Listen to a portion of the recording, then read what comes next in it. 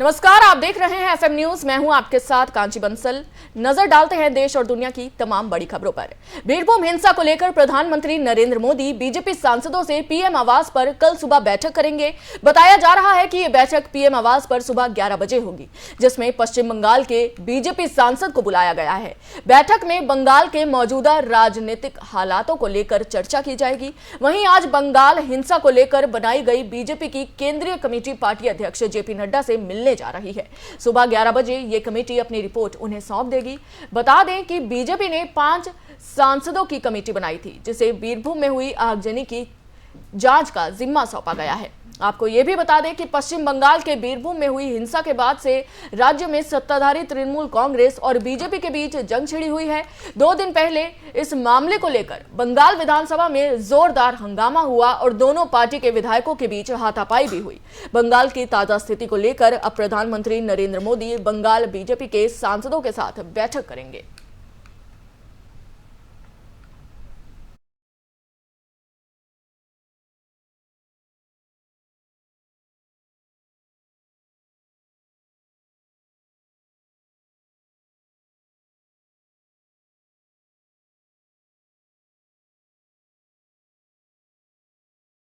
पश्चिम बंगाल में टीएमसी और बीजेपी के बीच टकराहट खत्म होने का नाम नहीं ले रही है। अभी विधानसभा में हुई झड़प का मामला शांत हुआ नहीं था कि टीएमसी के एक विधायक का वीडियो सामने आया है, जिसने फिर हंगामा खड़ा कर दिया है। इस वीडियो में टीएमसी विधायक लोगों को बीजेपी को वोट देने पर अंजाम भुगतने की धमकी देते दिख रहे हैं। वहीं बिगड़ती कानून व्यवस्था पर राज्यपाल धनखड़ ने सीएम ममता बनर्जी को तलब किया है। दोनों ही दलों में लगातार बढ़ती टकराहट के बीच पश्चिम बंगाल के राज्यपाल जगदीप धनखड़ ने सीएम ममता बनर्जी को लेटर भेजकर तलब किया है। राज्यपाल धनखड़ ने लेटर में कानून व्यवस्था पर सवाल उठाते हुए लिखा है कि राज्य में बढ़ती हुई हिंसा और बिगड़ते कानून व्यवस्था को लेकर बातचीत के लिए आप जल्द से जल्द राजभवन आए।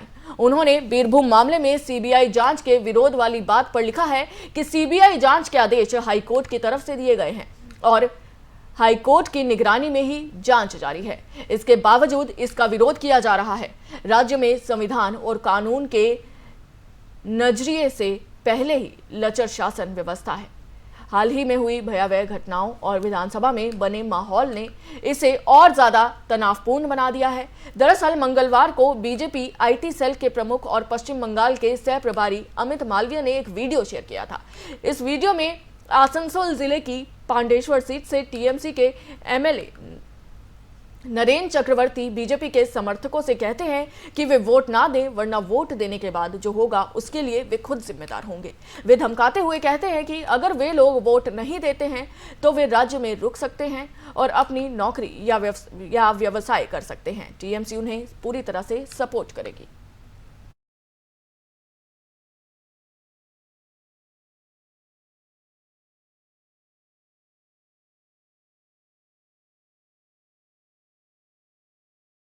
मध्य प्रदेश में व्यायाम का जिन एक बार फिर से चिराग से बाहर निकलेगा।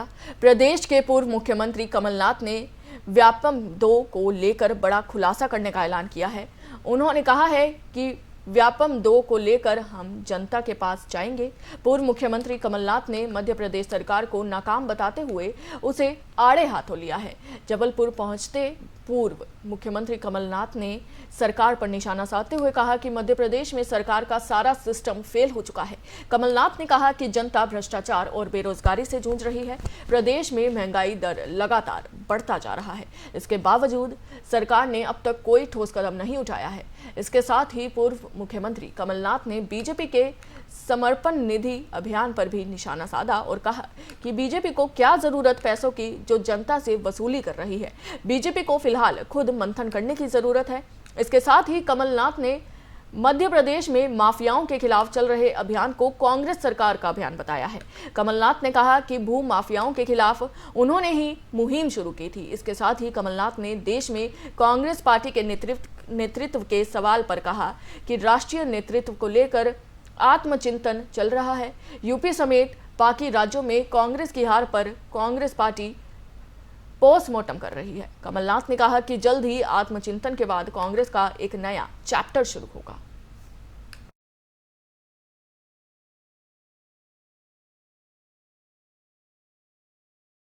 देश में पेट्रोल और डीजल के दामों में बीते 9 दिनों में 8वीं बार आज वृद्धि हुई है। लगातार बढ़ती कीमतों पर विपक्ष सरकार पर हमलावर होते दिख रहा है। कांग्रेस ने सरकार पर हमला बोलते हुए कहा कि वसूली और लूट लगातार जारी है। कांग्रेस पार्टी के मुख्य प्रवक्ता रणदीप सुरजेवाला ने ट्वीट करते हुए कहा कि क्या मोदी जी जवाब देंगे।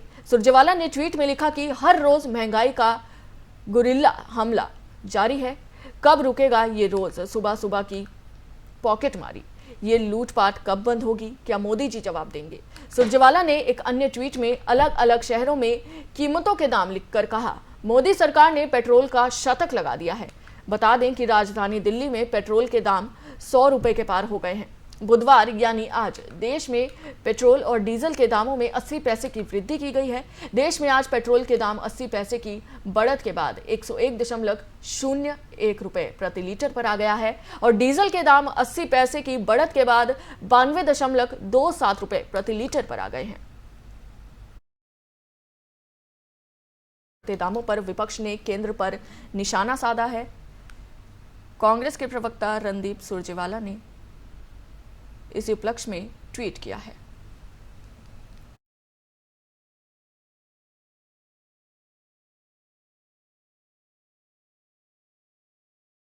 आज एक बार फिर से जनता को महंगाई का झटका लगा है।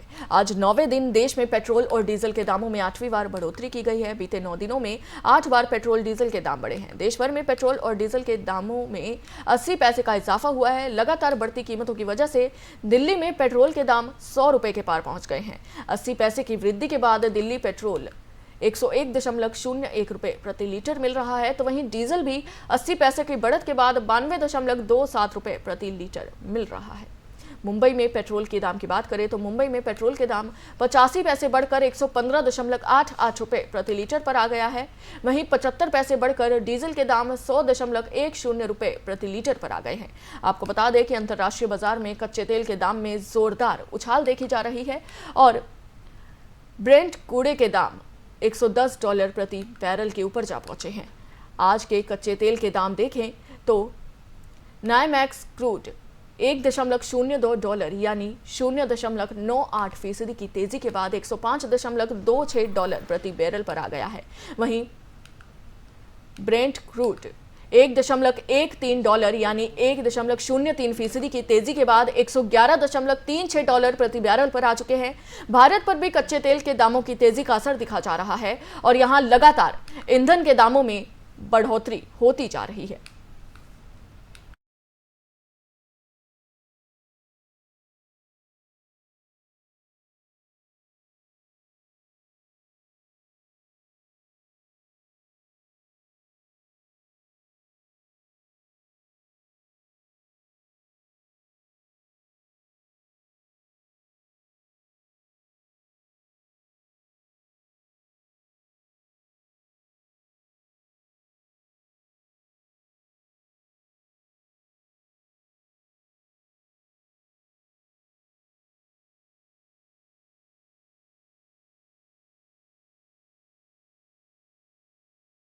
आपको बता दें आज एक बार फिर से जनता को महंगाई का झटका लगा है। आज 9वें दिन देश में पेट्रोल और डीजल के दामों में 8वीं बार बढ़ोतरी की गई है।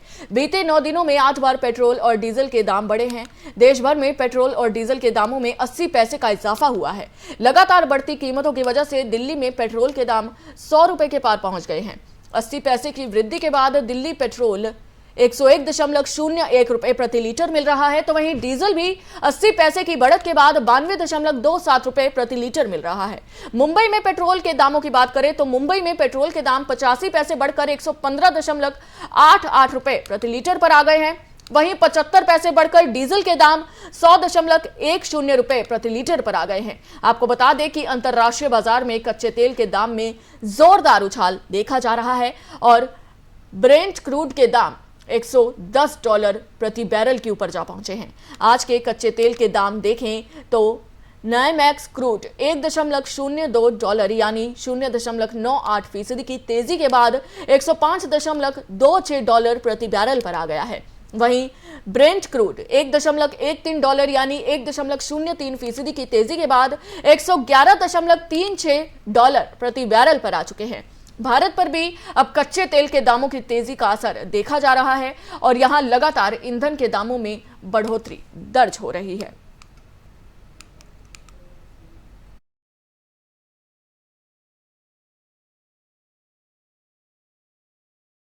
मंगलवार को हीरो मोटोकॉर्प के शेयरों में 7% से ज्यादा की गिरावट आई है। दरअसल ऐसी रिपोर्ट सामने आई है कि आयकर विभाग ने हीरो मोटोकॉर्प की ओर से 1000 करोड़ रुपए से अधिक के फर्जी खर्च और दिल्ली में एक फार्म हाउस के लिए 100 करोड़ रुपए से अधिक के नगद लेन देन का पता लगाया है। इस खबर के आने के बाद शेयर बाजार में कंपनी के शेयरों में तगड़ी गिरावट देखने को मिली है। आपको बता दें कि आयकर विभाग ने कर चोरी की जांच के सिलसिले में 23 मार्च 2022 को हीरो मोटोकॉर्प के कई परिसरों पर छापेमारी की थी। हीरो मोटोकॉर्प समूह के चेयरमैन और सीईओ पवन मुंजाल और अन्य प्रमोटर्स के कार्यालय और आवासीय परिसरों पर छापे मारे गए थे। ये छापेमारी कंपनी के गुरुग्राम, दिल्ली और अन्य शहरों में स्थित परिसरों पर की गई थी। उस समय हीरो मोटरकॉर्प ने आयकर विभाग की इस छापेमारी को नियमित जांच का हिस्सा बताया था। साथ ही कहा था कि वे एक नैतिक और कानून का पालन करने वाली कंपनी है और बेदाग कंपनी संचालन के उच्चतम मानकों का पालन करती है। तलाशी अभियान के दौरान हार्ड कॉपी दस्तावेजों और डिजिटल डेटा के रूप में बड़ी संख्या में आपत्तिजनक सबूत जब्त किए गए हैं। इन सबूतों से पता चला है कि समूह ने फर्जी खरीदारी की थी, भारी मात्रा में बेहिसाब नकद खर्च किया था और एकोमोडेशन एंट्रीज प्राप्त की थी, जो कुल मिलाकर 1000 करोड़ रुपए से अधिक के थे। विभाग को दिल्ली के छतरपुर में एक फार्म हाउस की खरीद में 100 करोड़ रुपए से अधिक के नगद लेन देन के सबूत भी मिले हैं।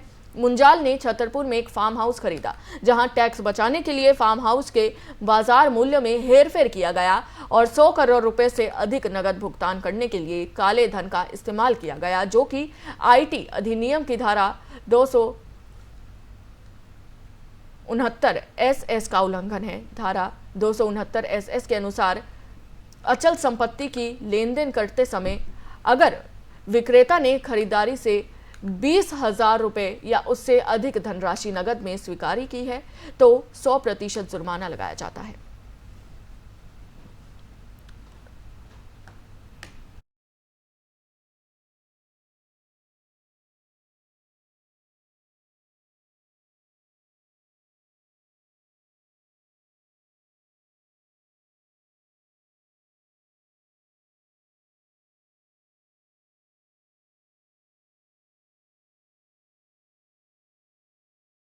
बीती रात सुरक्षा बलों की ओर से 2 लश्कर-ए तैयबा के आतंकवादियों को ढेर किया गया है। आपको बता दें कि जम्मू कश्मीर के श्रीनगर के रैनावारी इलाके में बीती रात को सुरक्षा बलों को बड़ी सफलता मिली है। वहीं इससे पहले बीते दिनों में जम्मू कश्मीर के बडगाम जिले से भी 2 आतंकवादियों को सुरक्षा बलों की ओर से मार गिराया गया था, जिसके चलते ऐसा बताया जा रहा था कि ये दोनों आतंकवादी वहां से बच निकले थे, जिन्हें आज सुरक्षा बलों की ओर से मार दिया गया है। वहीं इस मुठभेड़ के बाद जम्मू और कश्मीर पुलिस ने बताया कि आतंकवादियों के पास से हथियार और गोला बारूद भी जब्त किए गए हैं। वहीं कश्मीर के आईजीपी विजय कुमार ने बताया कि श्रीनगर मुठभेड़ में मारे गए दोनों आतंकवादी लश्कर ए तैयबा के स्थानीय आतंकवादी थे।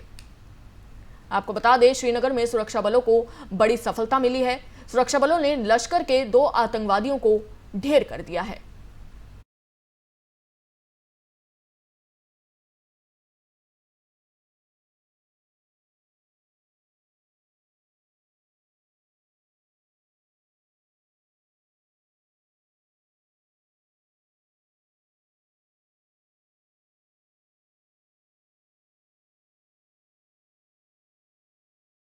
जेईई मेंस परीक्षा 2022 के लिए रजिस्ट्रेशन की तारीख नजदीक आ चुकी है। आपको बता दें कि 31 मार्च यानी कल रजिस्ट्रेशन का आखिरी दिन है। जो भी इस परीक्षा में शामिल होना चाहते हैं तो उनके लिए आज आवेदन का आखिरी दिन है। जानकारी के मुताबिक अब तक 7 लाख लोगों ने जेईई मेंस की परीक्षा के लिए अप्लाई किया है। आपको बता दें कि पंजीकरण 8 लाख के पार होने की संभावना है।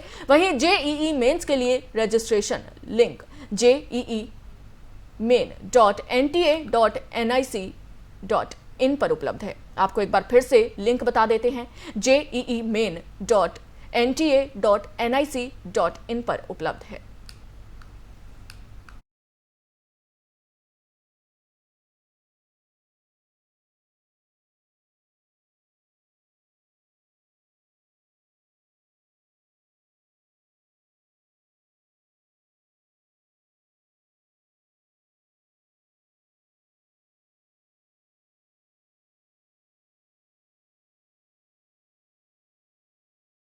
पीएम इमरान खान अपनी सरकार बचाने के लिए जिद पर अड़ गए हैं। आपको बता दें, इमरान खान ने संसद में अविश्वास प्रस्ताव से अपनी सरकार को गिरने से बचाने के लिए एक बड़ा दांव खेला है। पीएम इमरान खान ने अपने सभी सांसदों को चिट्ठी लिखकर सख्त चेतावनी दी है। चेतावनी ऐसी कि इमरान खान की पार्टी पाकिस्तान तहरीक ए इंसाफ का कोई भी सांसद सदन में अविश्वास प्रस्ताव पर वोटिंग नहीं करेगा। यहां तक कि पीटीआई के सांसदों को मतदान वाले दिन सदन में आने से भी रोका जाएगा। वहीं इमरान खान के इस चाल से विपक्ष के सामने मुसीबत कुछ हद तक बढ़ गई है।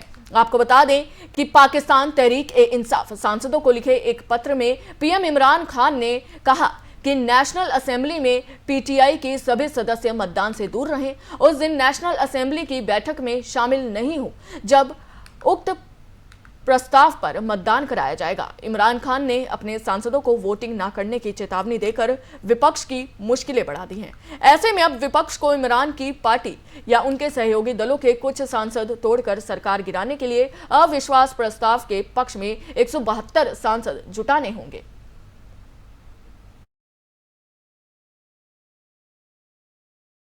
अभी के लिए बस इतना ही। देश और दुनिया की तमाम बड़ी खबरों के लिए देखते रहिए एफएम न्यूज। जय हिंद।